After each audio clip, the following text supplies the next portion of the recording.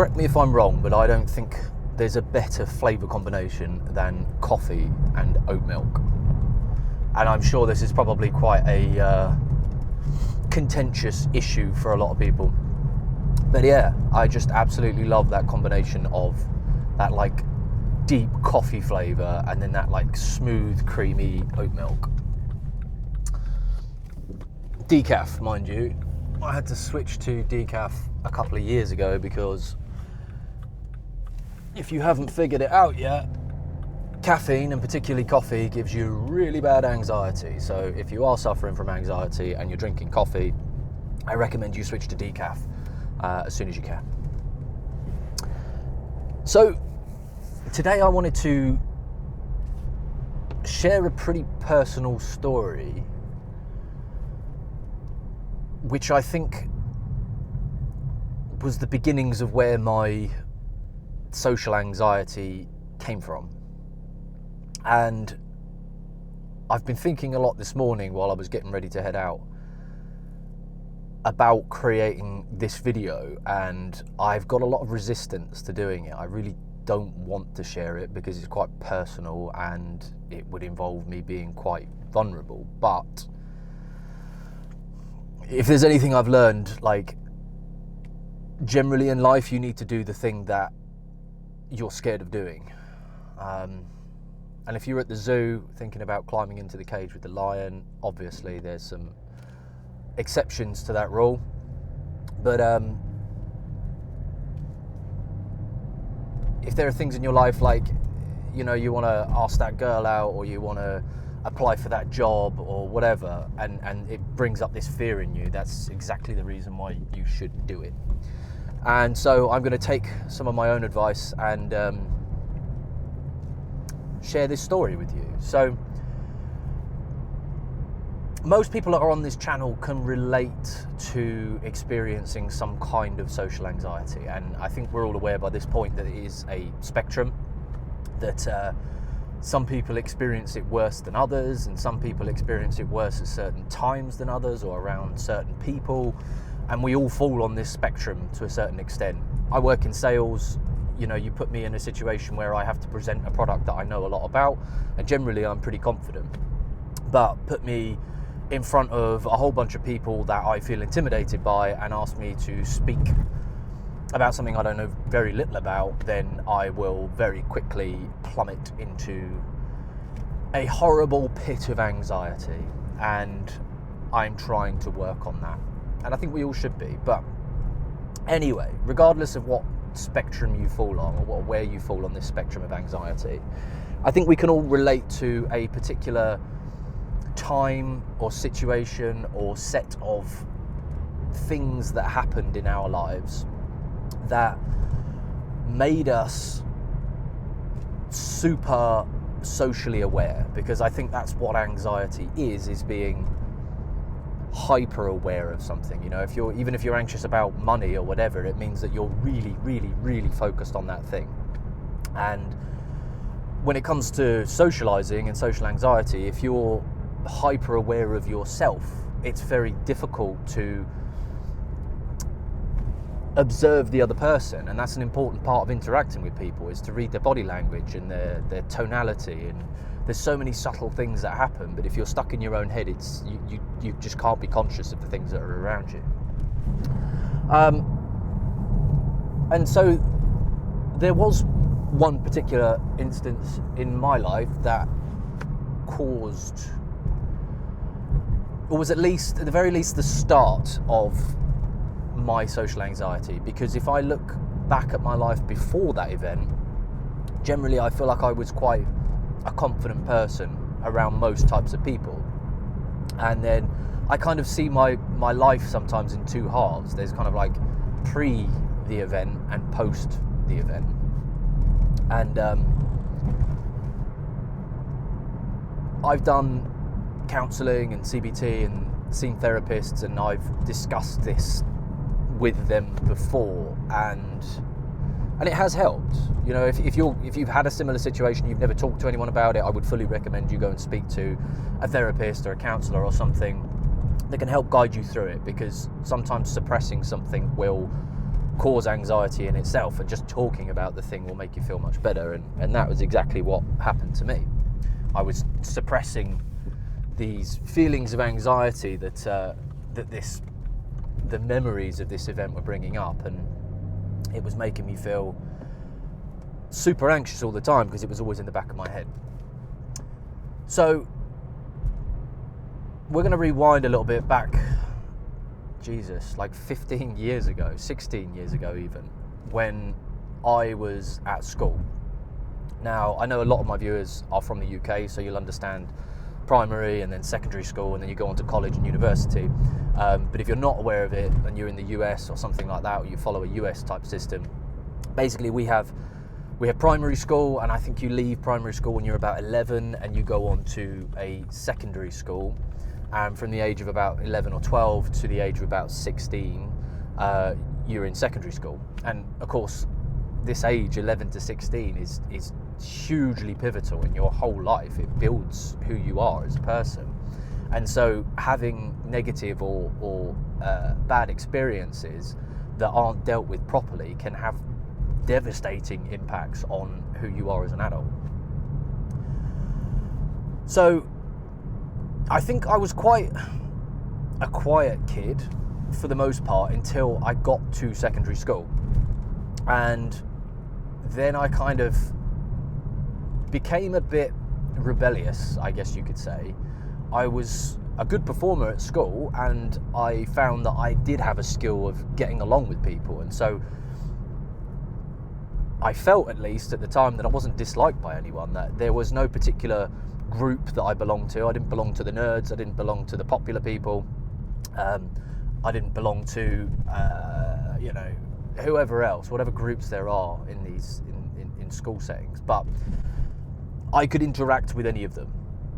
And I discovered it was drama that really brought me out of my shell, I think, because it gave me a way to express myself and my emotions that I didn't have before when I was growing up. I think I was always under the impression that you're not supposed to have angry thoughts or negative thoughts, and so I would quite often suppress these things. And God, there's a motorcyclist that is going to get knocked off his bike in a minute. Nutter. Anyway, I don't want this to become some like deep psychological dive, but the point being, I got into drama, and this allowed me to express myself. And suddenly, where I felt like I couldn't be angry or upset or hurt in real life, I could portray these emotions through the characters in drama. And I found that a really helpful outlet. And I don't remember experiencing any kind of social anxiety. You know, I felt pretty damn confident, I would say. I mean, I wouldn't call it confidence. I would say I felt normal back then. Like, what I would consider confidence now felt completely normal to me back then. I wasn't ever super conscious of what I was saying or what I was doing around people. And in drama, like, I would quite often get selected to do plays.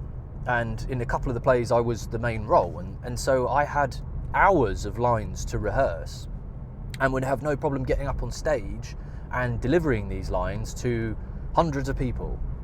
And not once did I ever stumble on my words, as far as I remember, you know, and if I did, I recovered quickly. There was no like devastating things that happened where I forgot my lines or froze up, which can happen, and is exactly what I think would happen now as an adult, where I spend so much time in my own head that if I suddenly became aware of what I was doing, if I was up on stage delivering lines to hundreds of strangers, I would almost certainly freeze up and feel super anxious, probably have some horrible panic attack. But I guess the question is then, if I was that much more confident then, and I'm so different now, what changed? And that is where this particular situation happened. And I don't want to divulge all the details because I'm not really ready to talk about everything, but I am willing to cover the basics because I think it gives, hopefully it's relatable, hopefully it gives you some like clear understanding on what it is that can cause anxiety. Anyway,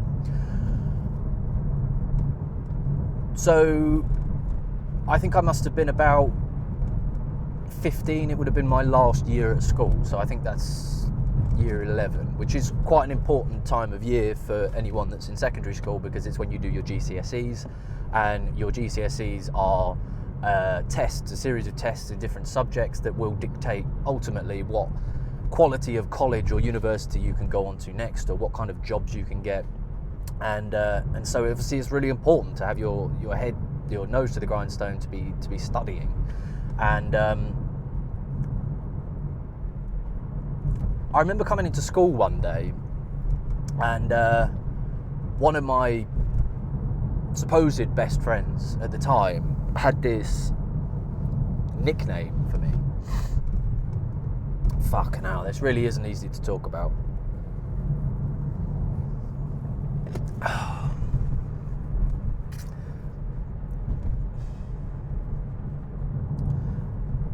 So this best friend of mine called me by this nickname, and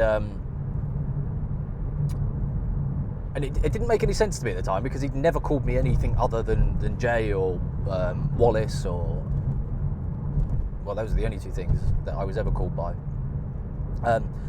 So I found it really weird that he was using this like weird nickname that wasn't particularly nice, and so I asked him about it, and he just kind of smiled and walked off. And then I went to like the group of kids that I used to hang around with most, and they all said the same thing. They greeted me with this same nickname, and I was like, the fuck is going on? And then I remember walking to, I think it was like science class, maths class, something like that, and there were some people that I didn't know that well that suddenly said the same thing to me. They used this nickname, and I didn't understand what the hell was going on, but I suddenly became very self-aware. I became aware that there was this inside joke that everyone seemed to know that I didn't. And eventually I'd found out that there was a girl that I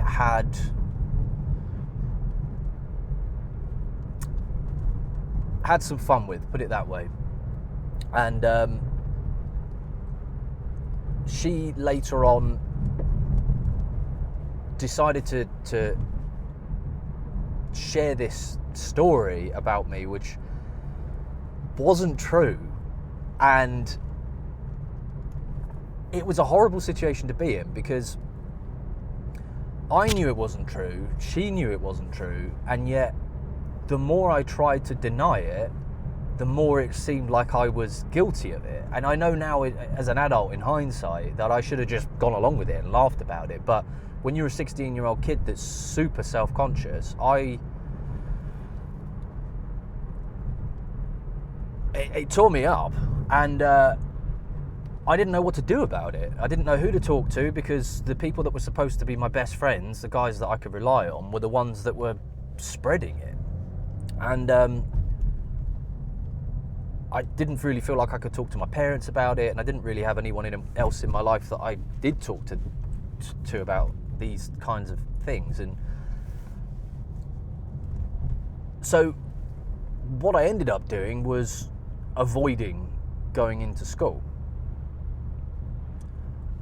because I didn't want to be in an environment where it felt like everybody thought this thing about me which wasn't true.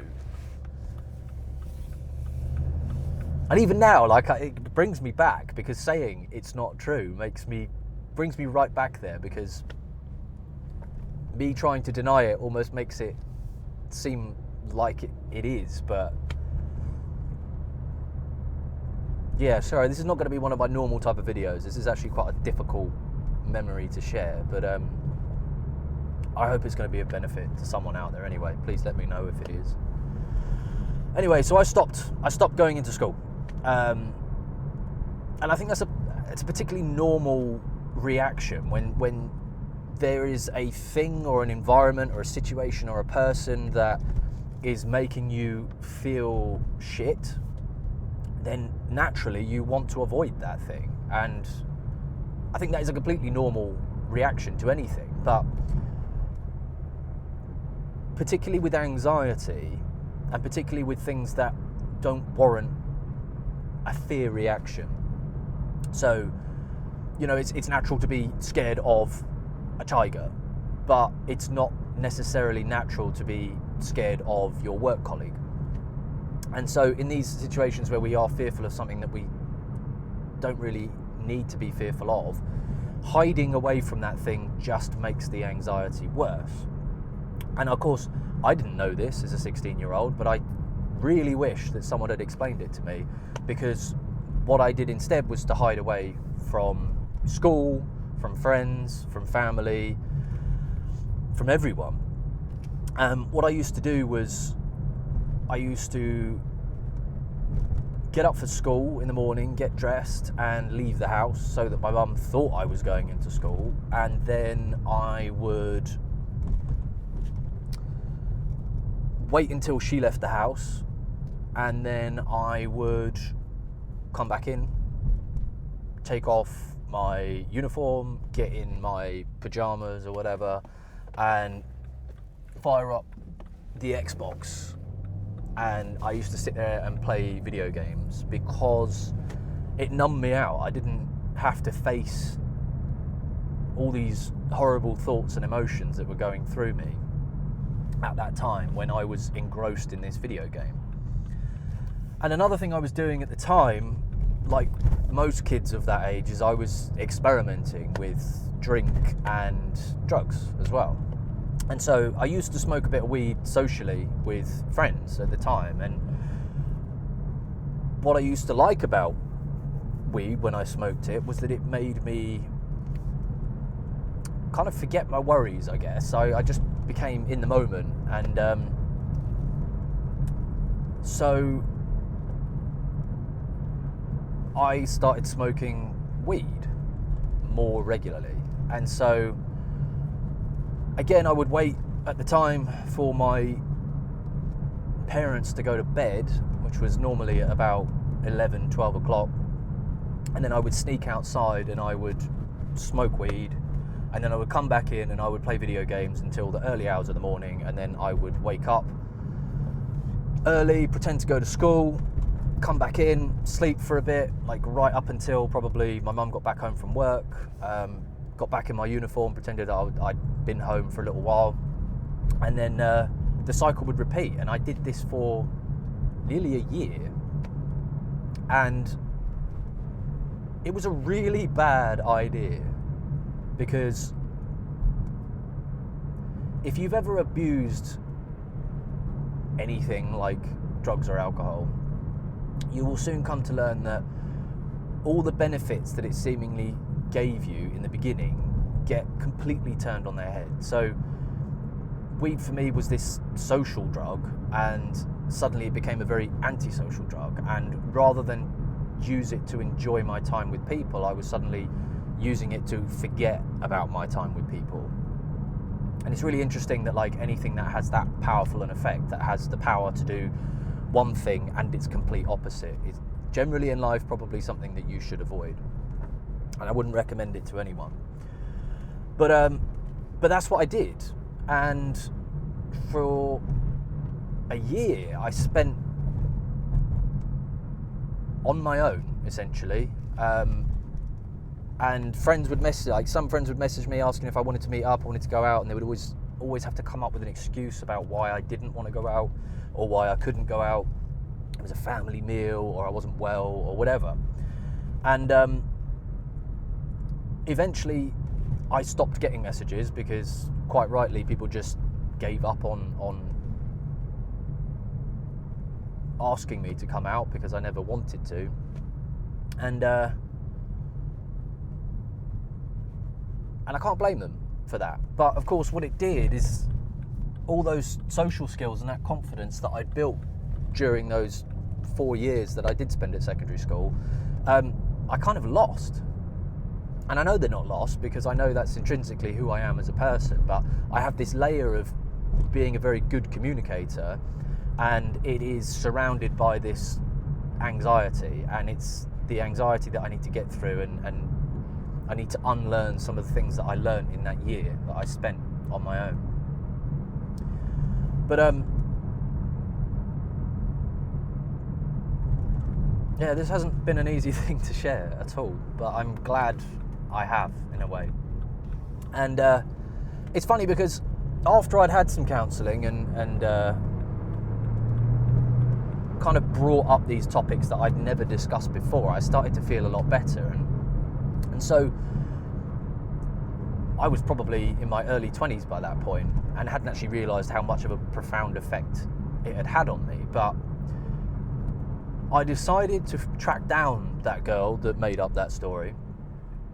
And that sounds terrible. What I mean is on social media, because I just wanted answers. I wanted to understand why she said the things that she said. And so I messaged her and I said, do you realise that that lie that you told had such a profound effect on me? And I told her exactly the consequences that it had. And what really surprised me is that she wasn't even aware of it. And that really pissed me off, because something that she had done that really hurt me, that really had such a big effect on the trajectory of the rest of my life, and she couldn't even remember it. And so we talked about it a little bit more, and she said that actually she did remember saying that story, and she remembers why. And being a typical 16-year-old girl, she was jealous because while me and her had experimented, it was only a casual thing. It really meant nothing. It was like one night at a party. But I had also made out with her best friend. And that's all it was. It was such a simple thing that she was this little teenage girl that was jealous of the fact that I had kissed her best friend. And because of that, decided to spread a rumour in school, which I felt at the time had fucked me, had completely ruined my life, and she couldn't even remember it. You know, 10 years on after confronting her about that, I'm at peace with it now, because I'm at peace with everything that's happened in my life. If those things hadn't happened, I wouldn't be where I am today, and I wouldn't be making this channel, and I wouldn't be creating videos that are helping people. And so I don't regret any of those things that happened, but I just wanted to share that story with you because it's important that we understand the roots of our problems, because it's like a weed, I guess. And what we're doing by ignoring these feelings and problems that we have is we are watering that weed, and we are feeding that weed. We think that if we don't look at it, that it won't grow, and that's not true at all. It's completely the opposite. It thrives off of neglect. And what we really need to do is focus on it, is to look at that thing and pull it up by the roots, to recognise that it doesn't have the same power over us. And actually, if it happened a long time ago, if you really analysed it, you'd probably realise that it's not that big a deal anymore, but our younger selves gave it that meaning. And of course, I'm talking about my own experiences. People have had much darker and much more horrible experiences, but in the context of social anxiety, I think there is very little else that's more important than us having good social connections. And because we are a tribal species, we need people in our lives. And I think there is a pandemic that's happening in this world, a pandemic of loneliness, and we are all feeling more and more disconnected. And the less time we spend around each other, the more socially anxious we become. And the more socially anxious we become, the more we want to spend time on our own and ignore the uncomfortable feelings that come with reaching out to people, to bonding with people. So if you're experiencing any kind of social anxiety, the first thing I would recommend was to go and see someone. Go and see a counsellor, go and see a therapist, and someone that can just help you unpack that experience and feelings of what happened back then. And yeah, I'm not going to give any more advice. I just hope that story helps you in some way, because I know talking about it helped me, and hopefully sharing it with you has helped you in some way. I don't know, this has been a difficult video to make, but I hope it was helpful, and I'll catch up with you soon. Thanks.